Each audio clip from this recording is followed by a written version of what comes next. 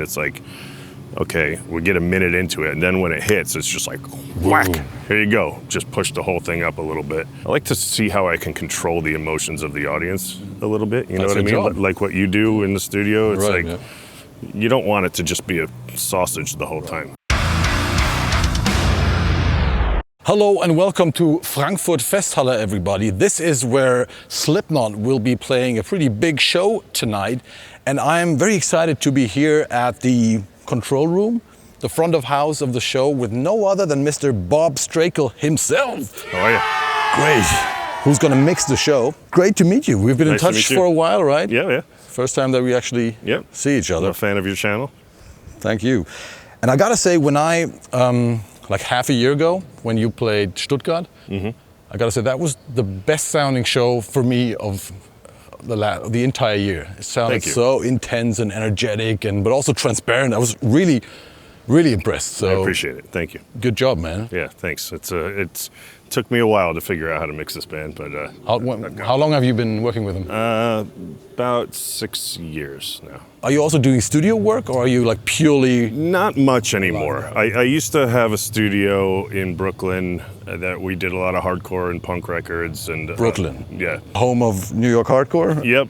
And that's kind of where I, learned a lot of techniques and stuff from my business partner, who was way better than me at the time. And but then, in the early 2000s, things kind of changed in the studio industry. The M-Box came out, and tape started to get hard to get, and Napster came out, and a lot of bands started making more money doing live shows. So the studio budgets went like this, and the live budgets. And I had a friend in a band that was just like, "Hey man, why don't you come do our sound?" And that was it. Here you are. Yeah, here I am. No, but great. I think the first time we talked about analog gear, and I was very surprised to hear that you're using a lot of analog gear for a live show. Yeah. Which I think isn't that common anymore, right? With all those fancy plugins and digital stuff you have inside the console. So let's give us an overview. Cool. What do we have here? Maybe let's start with the console. Yep. This is a new addition for me. I've been working on a solid state Logic for the last 11 years, and I was just kind of ready to make a change. So I went to the PM5 Ravage series by Yamaha. Like recently, just? Yeah, I've done maybe 15 shows on it. Okay. So they've done a lot of collaborations with Rupert Neve Designs and Bercasti and Eventide, and it's not just a GUI that looks fancy. It's the real deal. Okay. Oh, so they have a Bercasti software version in there. Yes, that's nice. And same with the real Rupert Neve Design stuff. So yeah, it's cool. It sounds really good. It's allowed me to kind of cut my rack down a bit, but. Less analog gear needed, or no outboard reverb needed anymore? No, it's super cool. And that made you go away from the SSL? No, I was just ready for a change, honestly. Okay. When you get kind of used to what you're working on, I just like the challenge. So essentially, all my channel processing is done here, and then the group processing is done outboard. Okay. How many channels do you have, coming from stage? Coming out of the PAs, probably in the high 60s, low 70s, something like that. Wow. It's about, we've got 96 channels of inputs, but a lot of that's like communications and talkbacks and things that don't come out of the speakers. Yeah. So yeah, I tend to mix 100% on the groups. So the fader levels pretty much stay flat, and this is where I spend the show. All the fine-tuning, EQs and stuff, that's all done in the console, right? Yep. All reverbs, all effects in the console? Yep. Outboard is just essentially compression. Yeah, and it's like fixed settings and... I don't mess with any of it. CLA style? Yeah. And what do you use it for? There's a lot of cool stuff there. So yeah, I got a lot of Gainlab stuff, which I love. Cool company out of Budapest. Right, Hungarian company. Pretty unique stuff. Yeah, really unique designs. The governor is on, so I got 2 insert points on my mix bus. The governor is a dual slope optical compressor. So there's two different thresholds. The second threshold is a lot faster than the first one as far as the release goes. So you got an opto compressor on the master bus. Yep, Wow. but it doesn't really behave like an opto compressor. It can be very gentle if you want it to be, Okay. but it'll get gnarly if you want it to be Okay, as well. cool. And then this is their inductor-based passive EQ, similar to a Pultec, but not a clone, but it does the cut and boost thing.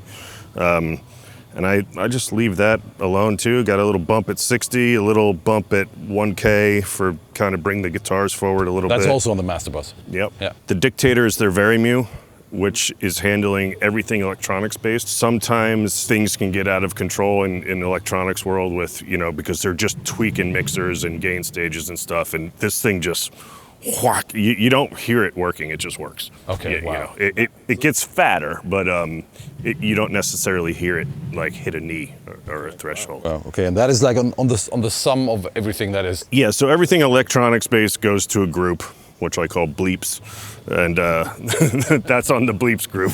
All right, got it. To tame it. Yeah, okay. Yep, yeah, it works killer. Got West Audio Mimeses, which are kind of, they're 1176 style. I've toured with real 1176s and all sorts of clones, and like for the size and the form factor, it's perfect. And I honestly prefer it to a real 1176. It does the thing that you want. What do you do, like vocals or? That's all my vocals. Okay. Yeah. So this is Corey's group, Stage Right group.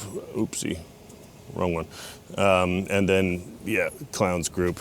Okay. So they each have a few mics, spares and whatnot. So it all just gets grouped and goes to that. Is like the latency of the conversion a problem? No. I mean, on drums maybe, if you. That's why I only do things on groups, because if you were to do Outboard on a channel, and then you're sending that channel to a group, then you start getting a smear. Phasey, yeah. Right. And which you can time align it quite easy, but I like to do everything on the channel in the box. Yeah. And this is all the groups. Got it. So I know that the round trip is not going to matter. All going to be in phase. It's going to be latent, but it's like 0.4 of a millisecond. Yeah, just a conversion. Yeah. It's no big deal. The Wizard is a multi-band saturator. That's the new thing they released, right? Yeah. I think they showed me at NAMM. That was unique. It's really interesting because every part of it kind of interacts with a different part. So, you have your threshold for the Varimu part, but that's a feedback off of the output. So you can make it do like really cool soundscapey stuff if you are using synths, or I'm using it on guitars, and it's just to do what? Like on both guitar, like on the guitar bus? On an all guitar group, yeah. So I have Jim and Mick are returning to an all guitars group, and it's inserted here. And it's just locking it all together. Okay. And adding some warmth, So you're adding a touch of saturation as well? Mm-hmm. Okay. A little saturation, a little compression, and a little bit of EQ. The EQ is pretty gentle. I think at max it's only a 6 dB boost. Okay. So I'm just adding a little pinch of it here. A touch. And then the API is my first drum bus. So that's just 2-to-1, just barely doing a little bit. Okay. So this is kick, snare, and toms.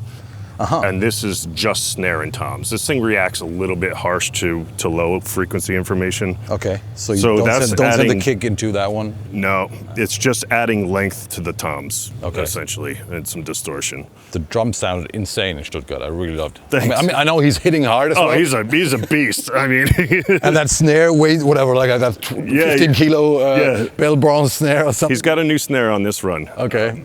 I'm curious. But it's killer. It's really amazing. Yeah.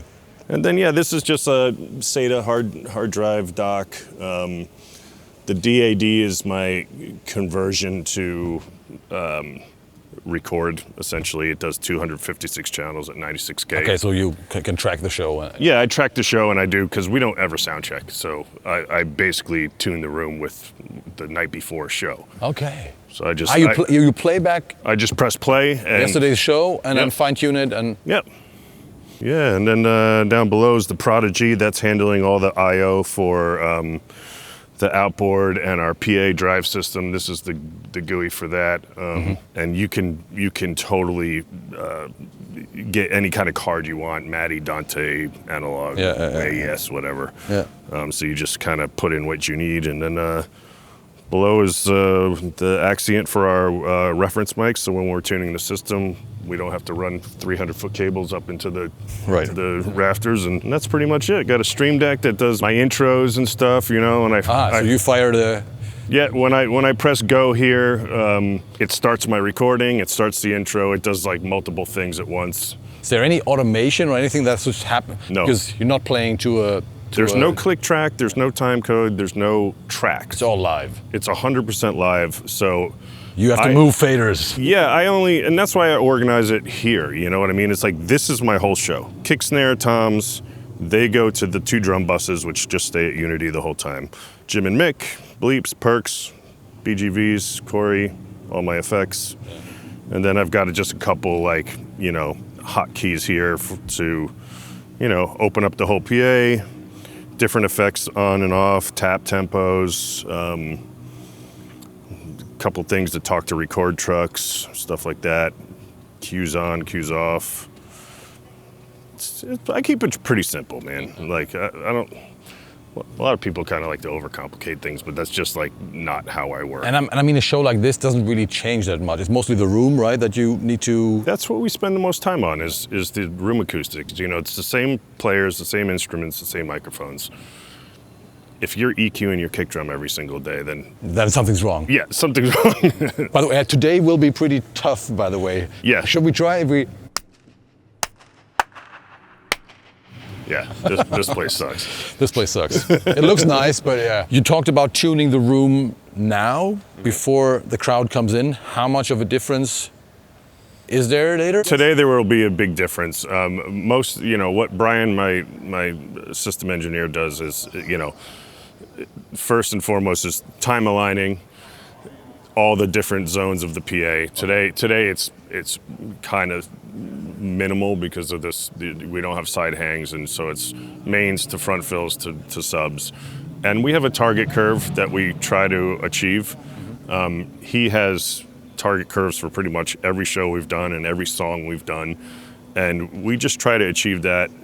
But you have to understand that when you see some anomalies in Smart, that you got to understand it's a reflection or it's something, you know. But today's going to be might be a weird start, you know, because this room is just. And then you just use the first song to compensate, and. I don't do anything. He does it. He does it. Okay. Yeah, so he's the room tuning guy. And he's the guy that knows. We have very similar tastes in what we want to hear, and he knows what I want to hear, and so you'll see him working like a madman the first couple songs. It'll be packed in here, and it'll get good, I think. Yeah. But yeah, he's the man. We've been mostly on a festival tour, so it's all outdoors, and it translates pretty. It's a minimal change. Wow. You know? But yeah, tonight will be a little different. A little different. And those are just audience mics or front house mics? So do you have more mics and? Yeah. So I do a lot of kind of you know, mixing at home for them for live material and videos and stuff. And yeah. So we've got 2 pairs on the downstage edge. Okay. Then I've got like facing the audience, or yeah. So there's a XY pair on stage left, XY pair on stage right, and then this is the VP88's a stereo mic and 2 Audio Technicas. Yep, and this is just my reference to my Smart program, so that I can kind of I have it set up so if I'm having a problem with feedback or something, I can cue my vocal. And I can see it on Smart, and then I can reference it to what's actually happening in the room. So yeah, that's just for when they say, "Hey, we want this recording," and you can't with the shotguns. Sometimes you can't capture the whole room, and this does. You have to time align it to it because we're obviously 100 feet away or whatever. But other than that, it's like it's a pretty simple setup.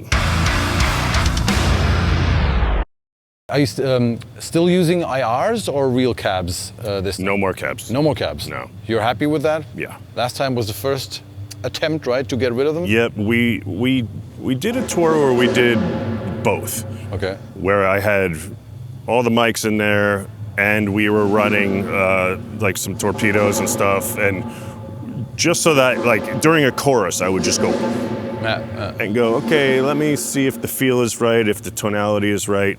And we got to a point where, you know, Mike and I made Mike did the IRs, but it basically sent him all the mics and went in a chamber and took the IRs with the exact amp, the exact signal chain, and we got there. Yeah. And it's a lot better for freight issues and sure, but also consistency, right? Yeah. Because nobody's going to bump into a mic or right. Yeah. So Jim's on a quad Cortex at the moment. Mick's on one of Mike's amps. It's going into a load box, some sort of IR player contraption. Right. We both like to experiment a lot, so I don't even know where we're at right now. Honestly, it might be a 2 notes, it might be a Red 7 box. But I like the it's always in your face and it's always there, and it's not going to be affected by voltage too much, and right. You know, and ISO boxes just don't sound great. Yeah, right. You know, you because if it's a true it's a compromise box, always, you're getting standing waves and you're getting reflections, no matter what it is. There's a couple really good ones out there, but the ones we had were like, yeah. And then, you know, mic placement changes. The mics bounce around in the truck, and then every day I got my head inside a box with a flashlight. And so yeah, I'm super happy with this. We just turn it on every day, and it's like, all right, there it is. Cool, yeah. Yeah, it's cool. We forgot to talk about mics now that you mentioned SE. When you want to give me a quick overview, I mean, guitars, no mics anymore. Guitars are nothing. Yep. You're a big SE fan, aren't you, for drums? I'm a big, like, whatever works. Yeah, you know what sure. I mean? Like, with Avenged, I use 5 different brands. With these guys, you know, Tony from SE has been really good to us, and it works great. So we actually have 2 BL8s. On the Kelly shoes, one up and one down.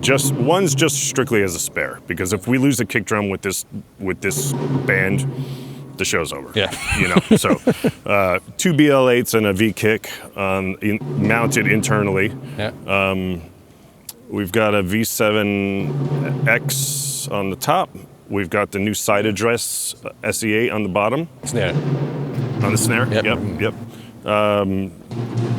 V beats on all the racks, V kicks on the floors. Then we have RN17s on ride. The Rupert Neve small diaphragm. Yep. The long ones with the big. That's my favorite ride microphone. It's really nice. I mean, it's really crispy. Yep. And I think it even sounds good underneath the ride. That thing sounds sick on guitars too. Really? Believe it or not. Yeah. I haven't tried that. Yeah, Okay. it's killer. Okay. That was actually my guitar tone. That was my guitar mic. Like guitar cabs. When we had the ISO boxes, yeah. Wow. Okay. Yeah, just fast as hell. It's just super fast, super deep. Gotta try that. Okay.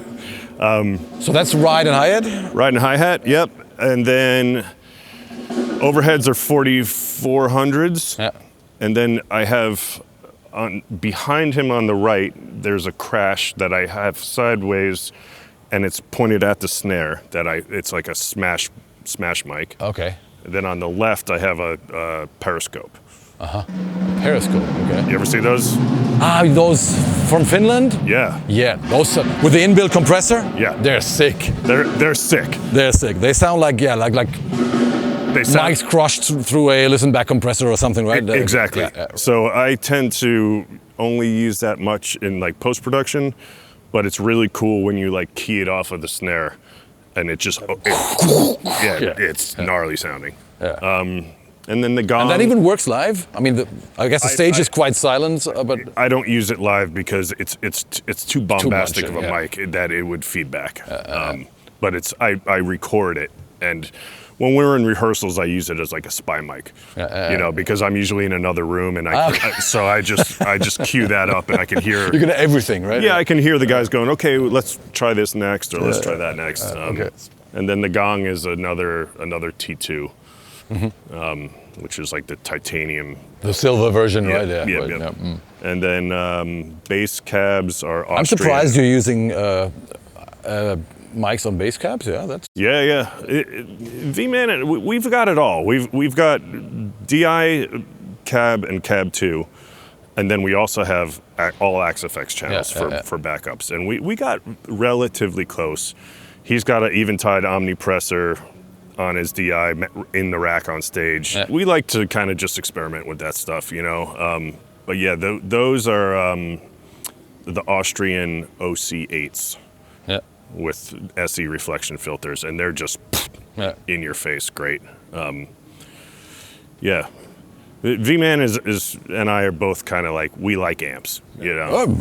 And his tone, Who doesn't? Yeah. His tone is so percussive and so just like Clanky and mid-rangey. It's almost like a reverse of what you would normally think. It's like, you know, metal music doesn't have a lot of mid-range in the guitars traditionally, and that's what he brings fills, in. That's what fills out that whole area. He showed me like really like this it's- piano wire quality, right? This, Yeah.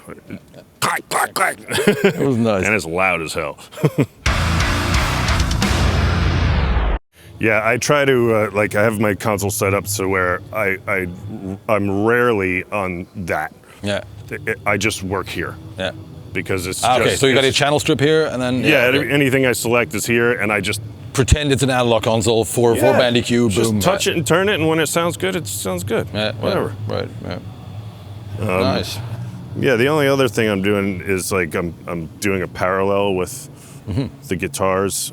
So this is the stereo, and this is a parallel of it that's Compressed or compressed. Yeah. Okay, but of course in here, right? Because otherwise you would have to compensate the They latency. have a cool like a diode bridge style compressor, and it's it's pretty aggressive. That's parallel off. That's on. So it just adds a little squish to it, you know. Nice. It's the only other real thing I'm doing. Other than that, it's just like straight ahead normal, Rock and roll. normal mixing. Yeah, a lot of gentle stages of compression. That's kind of Your way to do it. that's my way to do it. Yeah. Just trim the peaks and then send it to a group and then massage it again, and Sounds great. yeah. Thank you very much. Yeah, I'm man. really Absolutely looking forward to hearing this tonight. Yeah, we'll see what happens. Yeah. If you can tame all the echoes or not. Yeah. Well, thank you very much. Yeah, honor to meet you. All right, everybody. Now it's time to grab some food, and then we will be back. Not you. We will be back at Festhalle here in Frankfurt to check out the Slipknot show. I'm pretty sure Bob will do a fantastic job. In the meantime, you can check out the description below. I will be adding links to all the sexy gear we talked about, especially the stuff from Gainlab. They make some unique gear, and I'm sure a lot of you guys don't know them. Check out Gainlab, check out all the other links. Let's enjoy Slipknot. I see you in hell, motherfuckers. Bye-bye.